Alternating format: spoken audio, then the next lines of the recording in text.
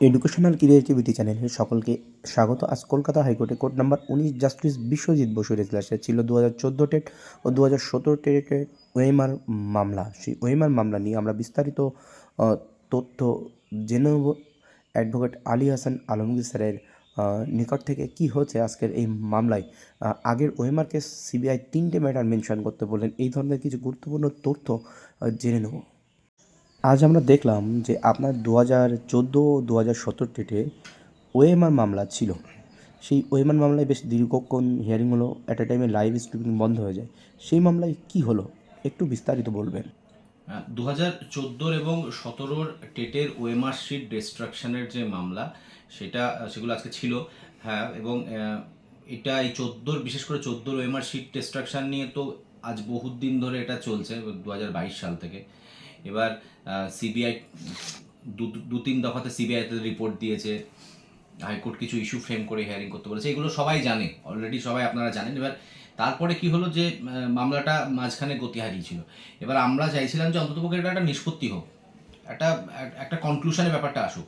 সেই জন্য আমরা আজকে যখন এর আগের দিন যখন শুনানি হয়েছিল এই মামলাটা, তখন আমরা কোর্টকে পুরো ব্যাকগ্রাউন্ডটা যখন কোর্টের সামনে এই নতুন জজ সাহেবের সামনে, মানে ইনি যেহেতু প্রথমবার এই মামলাটা শুনছিলেন, এই জাস্টিস বিশ্বজিৎ বসু, ওনার সামনে যখন পেশ করলাম, তখন উনি বলেছিলেন যে এই মামলাতে একটা আপিল আছে, উনি বুঝলেন, এবং উনি বললেন যে আপিলটা কী কারণে আছে এবং কেন, তার স্কোপ কতটা আপিলের।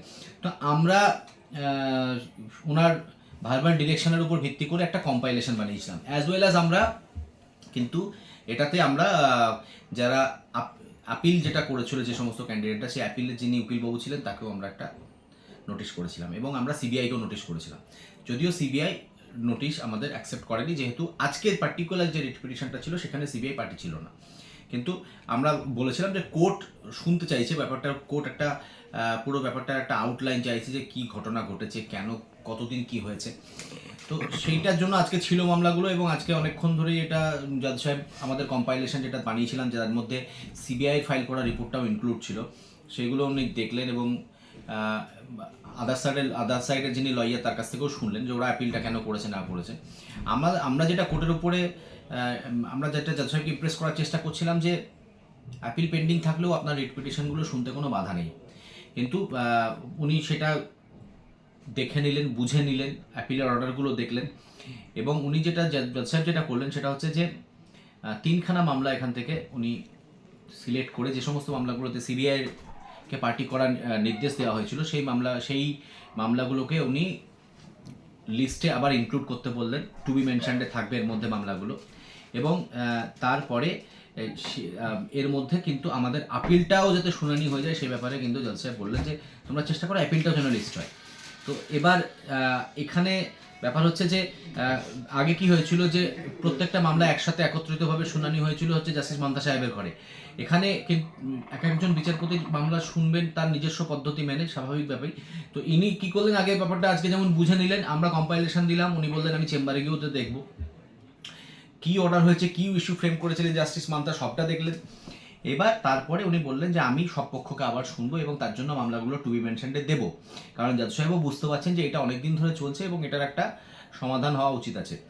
এবার আজকে শুনানির উপর ভিত্তি করে একটুকু খালি বলা যেতে পারে যে যে জিনিসটা ঝিমিয়ে গেছিলো সেটা একটু চাঙ্গা হলো, কিন্তু এখান থেকে কনক্লুশনে আসার মতো কোনো পরিস্থিতি এখনও সৃষ্টি হয়নি।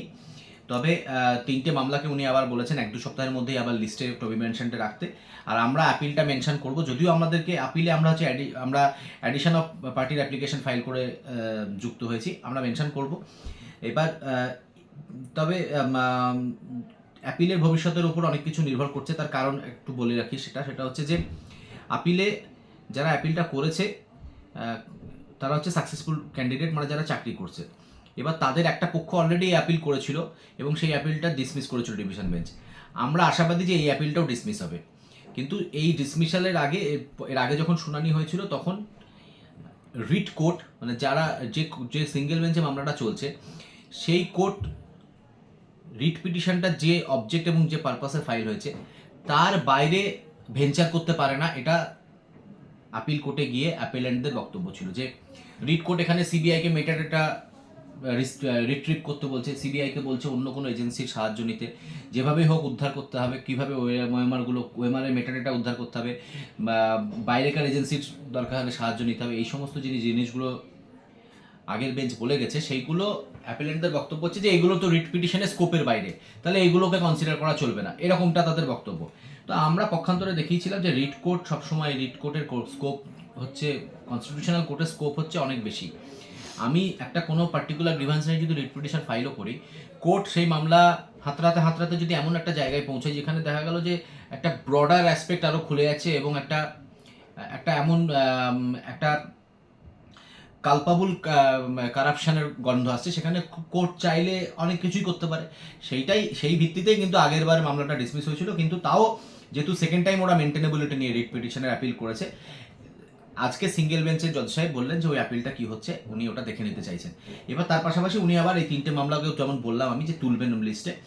তো এইগুলোর আমরা তাড়াতাড়ি শুনানি করার চেষ্টা করবো, আর অ্যাপিলটা আমরা মেনশন করে তাড়াতাড়ি করার চেষ্টা করবো। এইটার উপরেই এখন আজকে যেটা হলো তার সামগ্রিকভাবে এটাই। আর 17টার ক্ষেত্রে, 17 প্রশ্নভুলের মামলাটা, 17 ওএমআর ডিস্ট্রাকশনের মামলাটাতে অলরেডি বোর্ড কিন্তু স্বীকার করেছে যে আমরা তখনকার যিনি প্রেসিডেন্ট ছিলেন বোর্ডের, তিনি তার নিজের স্বেচ্ছাচারিতা দিয়ে নিজের একক সিদ্ধান্তে ওএমআরগুলো ডিস্ট্রয় করেছে।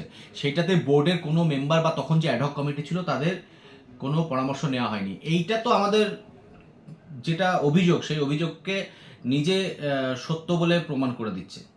মানে এখানে রিট পিটিশনে জজ সাহেব, আমাদের বেঞ্চের স্কোপ, যে তাকে খুঁজে বার করার কোনো দরকার নেই যে দুর্নীতি হয়েছে বা কিছু। কারণ 14তে যখন ওএমআর নিয়ে ঝামেলা চলছে, 14তে যখন দুর্নীতি হয়েছে, ওএমআর ইলিগালি ডিস্ট্রয় করা হয়েছে, এটা যখন জানা যাচ্ছে, তাহলে 17তে আবার কেন একই জিনিস করা হলো? কারণ 14তে একাধিক কোর্টে ওদেরকে প্রশ্নের মুখে পড়তে হচ্ছে বোর্ডকে। সেই পর্ষদ আবার একই ভুল 17তে কি করে করলো? মানে এই ম্যাল প্র্যাকটিসটা ওরা কন্টিনিউ প্রত্যেকটা টেটে করতেই থাকবে এবং যারা যোগ্য ক্যান্ডিডেট তাদেরকে বঞ্চিত করতেই থাকবে।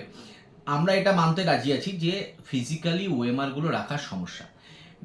পর্ষদের এই যে লাখ লাখ ক্যান্ডিডেট পরীক্ষা যদি দেয়, তাহলে তাদের সবারই ওএমআর এরকম করে ফিজিক্যালি রাখার আমরা বুঝতে পারছি অসুবিধা থাকবে, কিন্তু তার মিরর ইমেজ বা তার স্ক্যান কপি রাখতে অসুবিধা কোথায়? কম্পিউটারের স্টোরেজের তো অভাব নেই, তাহলে সেইটাই হচ্ছে আমাদের গ্রিভান্স। ওরা কি করছে, ঘুরিয়ে নাক দেখিয়ে এদিক ওদিক দিয়ে ব্যাপারটাকে ধামাচাপা দিয়ে মেন জায়গা থেকে ভোটকে অন্য জায়গায় নিয়ে যেতে চাইছে। কিন্তু আমরা এইটাই খালি কোর্টকে বলছি যে ওদের কম্পিউটারে ডিজিটালি স্টোর করে রাখতে অসুবিধাটা কোথায় ছিল? আজকে ওএমআর এর নামে যেগুলো দেওয়া হচ্ছে সেগুলো তো একটা টাইপ কপি, সেগুলো তো সিবিআই বলে দিয়েছে যে এইগুলোকে ইজিলি, এটা একটা এমন ফরম্যাটে আছে ইজিলি এডিট করা যায়। আমরা কোর্টকে আগের দিনে দেখিয়েছি যে একজন ক্যান্ডিডেট, সেও রিট পিটিশন ফাইল করেছে, একজন ক্যান্ডিডেট যাকে কিনা 83 দেওয়া হয়েছিল, ওবিসি এ ক্যাটাগরির ক্যান্ডিডেট, তার মানে সে টেট কোয়ালিফাই করছে 14, পরবর্তীকালে যখন ডিজিটাল ওএমআরটা দেওয়া হলো, ডিজিটাল ওএমআর এর নামে যেটা দেওয়া হলো ওকে, তাতে দেখা যাচ্ছে সে 75 পেয়েছে। তার মানে কারচুপিটা কত গভীরে বোঝা যাচ্ছে। এবং এই চুরিগুলো ওরা চুরি ঢাকতে ঢাকতে কখনো কখনো কি হয়, মানে গৃহস্থের তো একদিন আসবে, চোরের 10টা দিন হলে, তো সেই রকমভাবেই এরকম করে চুরিগুলো আসছে। এগুলো হাইড করবে কোথা থেকে? তার জন্য 17তে ওদেরকে স্বীকার করতে বাধ্য হচ্ছে যে হ্যাঁ আমরা ইলিগালি ডিস্ট্রয় করেছে, মানিক ভট্টাচার্য ইলিগালি ডিস্ট্রয় করেছে, এটা বলছে। তো এবার মামলাটা আশা করছি গতি পাবে। 3টে মামলা এর মধ্যে লিস্টে দিতে বলেছেন জজ সাহেব। আমরা এই ব্যাপারে আশাবাদী যে এবার গতি পাবে। আর আমরা ডিভিশন বেঞ্চ, যেমন বললাম, ডিভিশন বেঞ্চ আমরা মেনশন করবো।